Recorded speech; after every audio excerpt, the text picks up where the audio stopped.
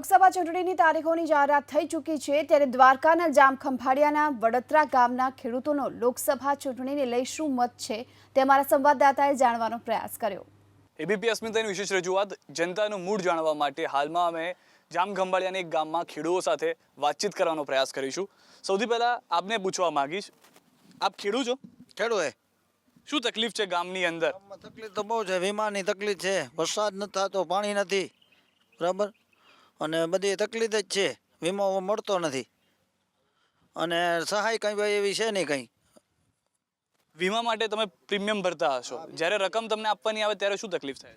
રકમ આવે તો અહીંયા કેવાના આવે તો ભરવાના છે, હવે ભરવાના છે નહીં કંઈ, મોસમ થઈ નથી, બરાબર, પાણી મળી રહે છે પૂરેપૂરું? પાણી પૂરું મળતું નથી પૂરેપૂરું, અને કુવામાં વાવુમાં પાણી નથી, ઢોરને બીજું કંઈ ચારવાનું છે નહીં।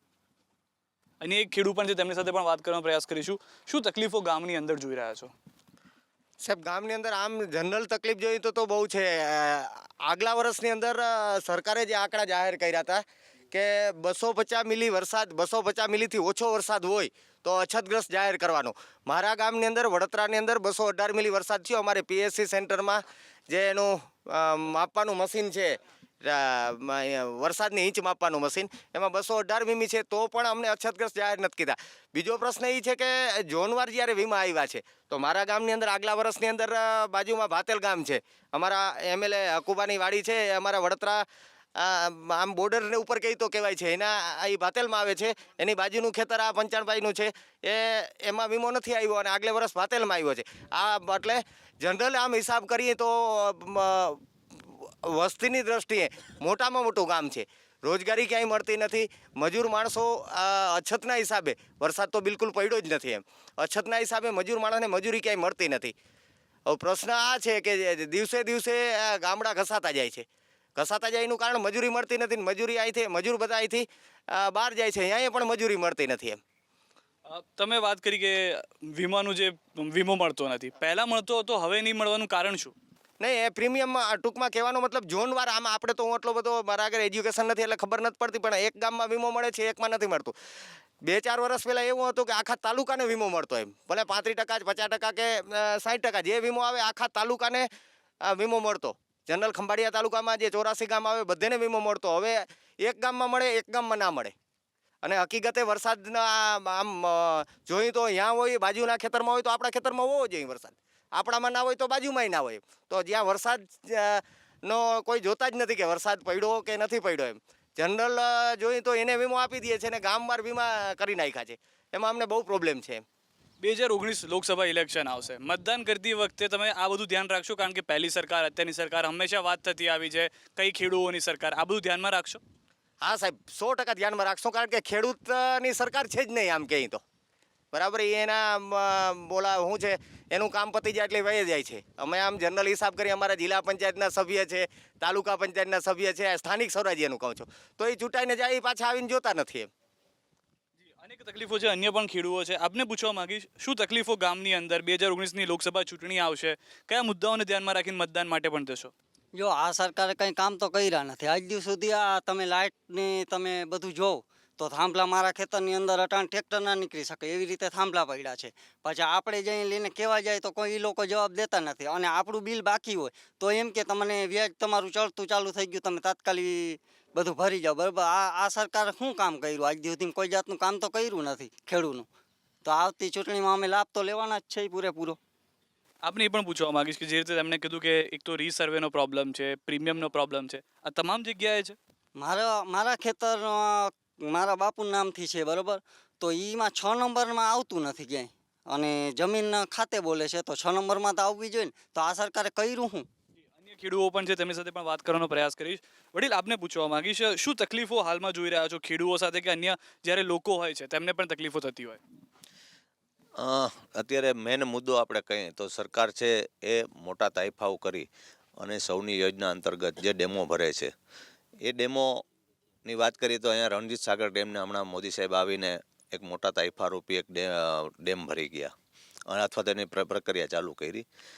થોડાક ટાઈમ પહેલાં જ મોદી સાહેબ એક અમારા જિલ્લાનો બીજા એક ડેમમાં ભરવા પાણી સૌની યોજના અંતર્ગત કર્યું હતું, અને એ સેમ દિવસે જ ખેડૂતો છે એ ઊંડ ડેમમાં ક્રિકેટ રમી, વોલીબોલ રમી અને પોતાનો વિરોધ એટલે દર્શાવ્યો હતો કે આવા તાઇફારૂપી જે સૌની યોજના છે, જે મોટી ખર્ચાળ છે, એની જગ્યાએ સરકારે જો પાયાની રીતે જોઈ અને જેમ કે અહીંયા અમારે બહી બંધારા યોજના છે, તો એ થઈ હોત તો અહીંયા 10-20 ગામને સીધું પાણીનું એમને મળી જાત અને બહુ ઓછા ખર્ચે મળત. અહીંયા અમારે એક વંગડી સિંચાઈ યોજના છે, આજે લગભગ 20 વર્ષથી એ અટકી પડેલી છે. જો વંગડી સિંચાઈ યોજના એક ખાલી કાઢિયાના રૂપે બંધ પડી હોય અને સરકારનો એક નીતિ વિષયક નિર્ણયના વાકે બંધ પડી છે, કોઈ જાતની અડચણ છે નહીં, પણ સરકારને એ ડેમ નથી બનાવવો એટલે કે આ ડેમ બની જાય તો ખેડૂતોની સમસ્યા છે એ હળવી થાય, ખેડૂતો સુખી થાય, ખેડૂતોને પાણી મળે, એના માલ ઢોરને પાણી મળે, એ ખેતી રીતે સમૃદ્ધ થાય.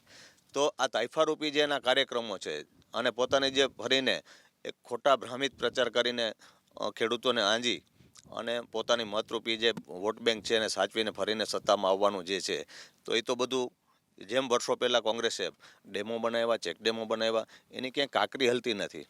અને અત્યારે સૌની યોજના અંતર્ગત મોટી પાઇપલાઇનો નાખીને જે અઢળક ખર્ચા કરવામાં આવે છે, એ ખર્ચાઓ છે એ ખરેખર તદ્દન આમ જોઈએ તો પ્રજાના માથે એક મોટું ભારણ છે.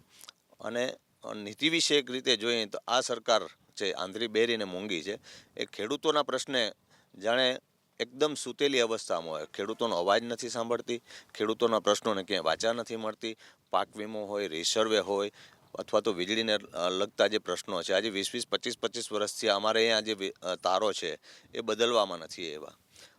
સારા વર્ષોમાં જ્યારે ખેડૂતોને લાઇટની જરૂરિયાત હોય છે ત્યારે ક્યાંક ને ક્યાંક ટ્રિપિંગના કારણે, ક્યાંક ને ક્યાંક જર્જરિત વાયરોના કારણે અને આ જે સરકારની નીતિ રીતિ છે એના કારણે ખેડૂતોને કાયમી ભોગવવાનું આવે છે. અહીંયા પાક વીમાનું જોઈએ, જે રિસર્વેનું જોઈએ, અહીંયા અછતગ્રસ્તનું આખું મેન્યુઅલ છે એ સરકારે બનાવેલું છે. એ અંતર્ગત ખરેખર ખેડૂતોને જે સહાય મળવી જોઈએ 13,600 રૂપિયા છે એ નથી આપવી, પણ મોદી સાહેબને એક બટન દબાવીને 2,000 રૂપિયા 6,000નો એક લોલીપોપ દેવાની વાત આવી છે. એ પ્યોર મતલક્ષી એવું ખેડૂતો અનુભવી રહ્યા છે.